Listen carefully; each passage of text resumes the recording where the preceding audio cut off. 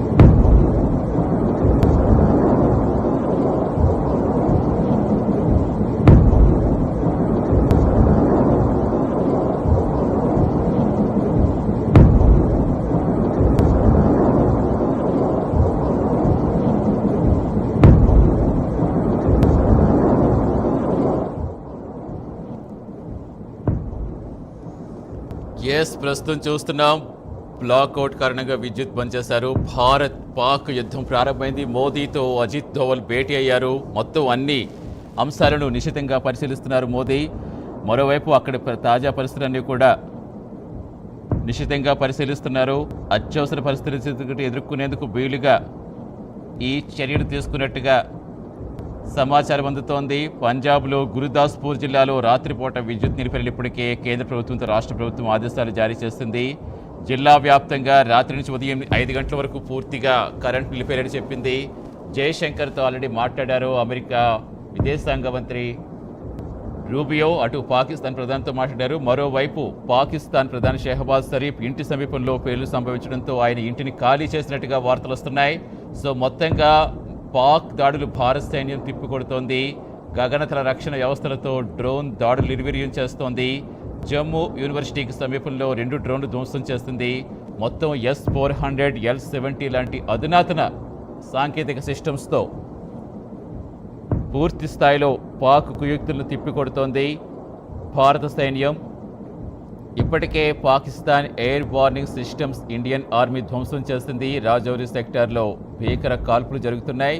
అటు కరాచీ పోర్టులో INS Vikrant attack చేస్తోంది. వంటలు చెలరేగుతున్నాయి ప్రస్తుతం కరాచీ పోర్టులో. ఇప్పటికే పాకిస్తాన్ తమకు జరిగిన నష్టానికి సంబంధించి అధికారికంగా ప్రకటించింది. మరి కాసేపట్లో వీటి గురించి కూడా ప్రకటించే అవకాశం ఉంది. మరోవైపు యుద్ధం కోరుకోవట్లేదు, మేము చాలా నష్టపోయాం, మా రక్షణ శాఖ చాలా దెబ్బతింది, మరోవైపు సైన్యం చాలామంది ప్రాణాలు కోల్పోయారంటూ ముసలి కన్నీరు కారుస్తోంది.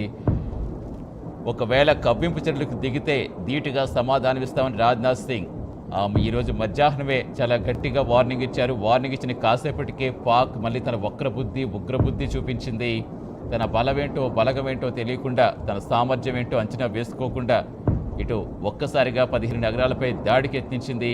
అయితే భారత భూభాగాన్ని కూడా తాకకుండా ఎక్కడికక్కడి నిర్వీర్యం చేసింది భారత సైన్యం. అలర్ట్ ఇప్పటికీ రక్షణ శాఖ ప్రకటించింది తమకు ఎలాంటి నష్టం జరగలేదని. జమ్మూలో ఆల్రెడీ బ్లాక్అవుట్ కూడా ఎత్తేశారు. యాంటీ డ్రోన్ సిస్టంతో పాక్ డ్రోన్లు కూల్చేశారు.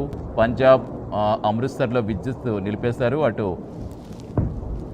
మొత్తం ఏదైతే సరిహద్దు ప్రాంతాలు ఉన్నాయో సరిహద్దు నగరాలలో పూర్తిగా విద్యుత్ సరఫరా నిలిపేసి అక్కడ సైరన్లు మోగించి ప్రజలను అలర్ట్ చేశారు. ఎవరూ ఇళ్లలోంచి బయటకు రావద్దని చెప్పారు.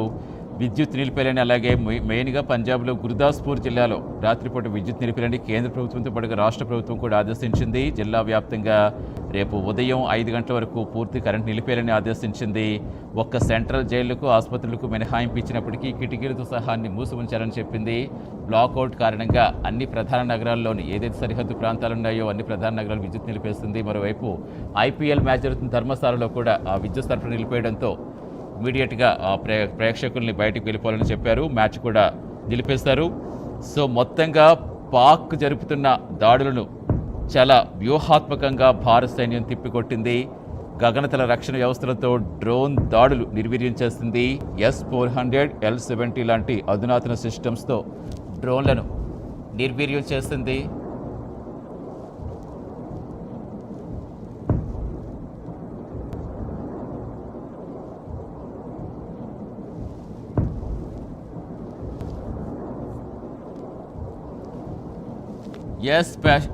భారత్ పెషావర్లో 4 చోట్ల కాల్పులు జరిపింది. ముఖ్యంగా పాక్ ప్రధాని షెహ్బాజ్ షరీఫ్ సురక్షిత ప్రదేశానికి తరలించింది పాక్ సైన్యం.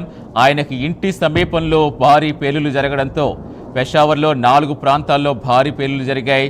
ఇమీడియట్గా పాక్ సైన్యం పాక్ ప్రధాని షెహ్బాజ్ షరీఫ్ను సురక్షిత ప్రాంతాలకు తరలించింది. ప్రస్తుతం పాకిస్తాన్లో అనేక చోట్ల భారత సైన్యం దాటికి పాక్ విలవిల్లాడుతోంది.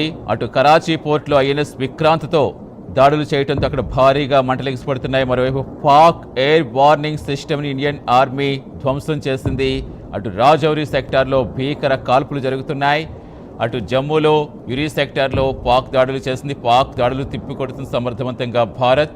ముఖ్యంగా ప్రస్తుతం లేటెస్ట్ ఏంటంటే పెషావర్లో 4 ప్రాంతాల్లో ఇండియా భారీ పేలులు జరిపింది. అది పాక్ ప్రధాని ఇంటి సమీపంలో భారీ పేలులు జరగడంతో ప్రధాని షెహ్బాజ్ షరీఫ్ను సురక్షిత ప్రదేశానికి తరలించింది పాక్ సైన్యం.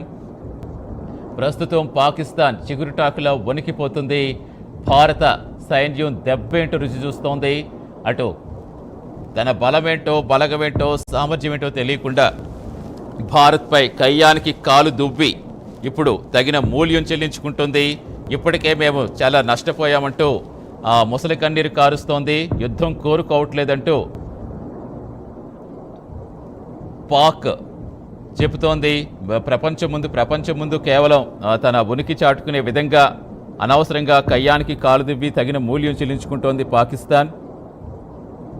ప్రస్తుతం పాక్ దాడులు సమర్థవంతంగా తిప్పికొట్టింది భారత రక్షణ శాఖ ఇప్పటికే భారత్కి ఎలాంటి నష్టం లేదని అధికారికంగా ప్రకటించింది.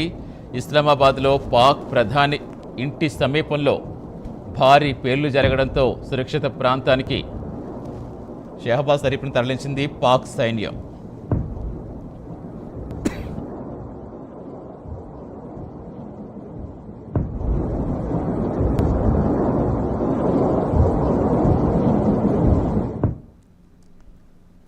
రాజు ప్రస్తుతం ఏదైతే పెషావర్ ఉందో పెషావర్లో కూడా వరుస పేలులు జరుగుతున్నాయి.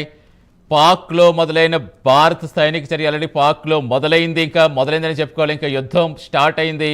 భారత్ దాడులతో పాకిస్తాన్లో ఒక దీపావళిలా కనిపిస్తోంది. వాళ్ళకి ఇప్పుడే దీపావళి వచ్చినట్టుగా ఇప్పుడు మనం ప్రస్తుతం డైరెక్ట్గా లైవ్లో చూస్తున్నాం, విజువల్స్ చూస్తున్నాం. ఏ స్థాయిలో బాంబుల వర్షం కురుస్తుందో. అటు INS విక్రాంత్తో పోర్టులో మంట ఏ విధంగా చెలరేగుతున్నాయో చూస్తున్నాం.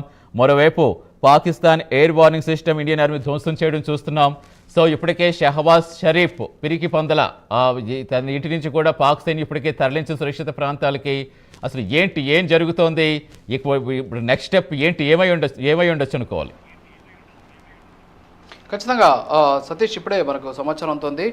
పాకిస్తాన్లో ఉన్నటువంటి కరాచీ మొత్తం దాదాపుగా కూడా భారత్ దెబ్బకి కకావికలం అయిపోయినటువంటి పరిస్థితి. ప్రధాని షహబాజ్ షరీఫ్ సంబంధించినటువంటి ఇంటికి సమీపంలో భారీ ఎత్తున పేలుళ్లు సంభవించడంతో ప్రస్తుతానికి ఆయన్ని ఒక సురక్షిత ప్రాంతానికి కూడా తరలించినటువంటి పరిస్థితి ఉంది. మరోపక్క పాకిస్తాన్లో ఉన్నటువంటి పెషావర్లో 4 చోట్ల ప్రస్తుతానికి దాడులు జరిగాయి. అలాగే INS విక్రాంత్కి సంబంధించి యాక్టివేట్ చేసింది భారత ప్రభుత్వం. ఒకసారిగా INS విక్రాంత్ దాడి చేయడంతో కరాచీ ఆ పోర్టు మొత్తం కూడా ధ్వంసమైనట్టు తెలుస్తుంది. ఇప్పటి వరకు కూడా మనకున్న సమాచారం మేరకు 4 వరకు కూడా అక్కడ ఏదైతే కార్గోకి సంబంధించినటువంటి ఈ ఓడలు ఏవైతే ఉంటాయో ఇవన్నీ కూడా ధ్వంసమైనట్టు కూడా తెలుస్తూ ఉన్నటువంటి పరిస్థితి. ఒక్కసారిగా INS విక్రాంత్ యాక్టివేట్ కావడంతో భారీ ఎత్తున కరాచీ ధ్వంసమైనటువంటి పరిస్థితి. చివరికి పాకిస్తాన్ ప్రధాని కూడా తన ఇంటి నుంచి పారిపోవాల్సినటువంటి సిచ్యువేషన్ వచ్చింది. అక్కడ ఉన్నటువంటి సైన్యం కావచ్చు, అంతేకాకుండా ఆర్మీ కావచ్చు, వెంటనే ఆయన అక్కడి నుంచి తరలించేటటువంటి ప్రయత్నం కూడా చేస్తూ ఉన్నటువంటి పరిస్థితి. సో ఓవరాల్గా మనం కానీ చూస్తే భారీ ఎత్తున ప్రస్తుతానికి ఇక్కడ దాడులు కూడా జరుగుతూ ఉన్నటువంటి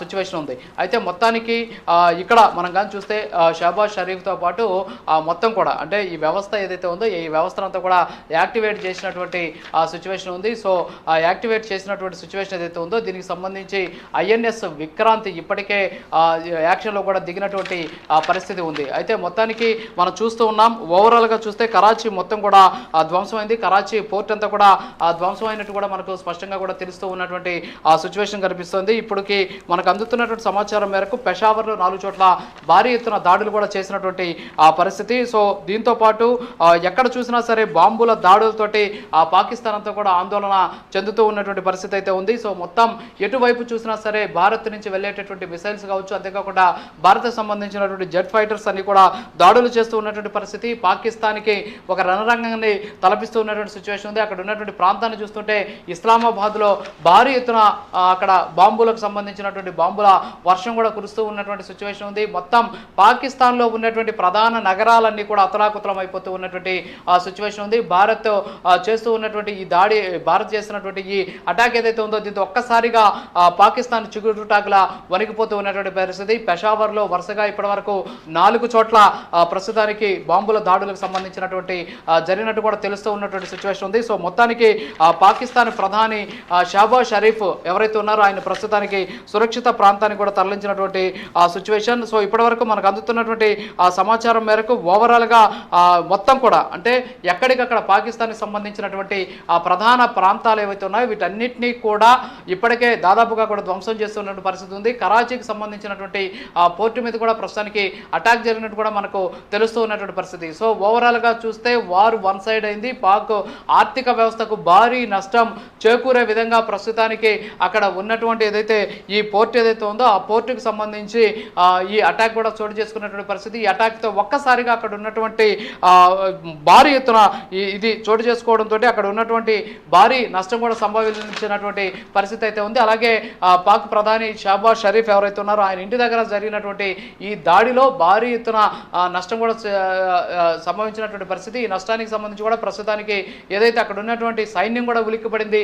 ఏం చేయాలో తెలియనటువంటి పరిస్థితి. ఒక రకంగా చెప్పాలంటే భారత్ బాంబుల వర్షంతో విరుచుకుపడడంతో పాకిస్తాన్ చిగురుటాకులో వణికిపోతూ ఉన్నటువంటి పరిస్థితి. ఖచ్చితంగా భారత్ తీసుకుంటూ ఉన్నటువంటి ఈ చర్యలు ఏవైతే ఉన్నాయో ఇవన్నీ కూడా మొత్తం పాకిస్తాన్ని ఒకంత ఆందోళన చెందే విధంగా కూడా చేస్తూ ఉన్న పరిస్థితి కనిపిస్తుంది. సతీష్, ఖచ్చితంగా ఇప్పుడే మనకు లేటెస్ట్ ఇన్ఫర్మేషన్ ఏంటంటే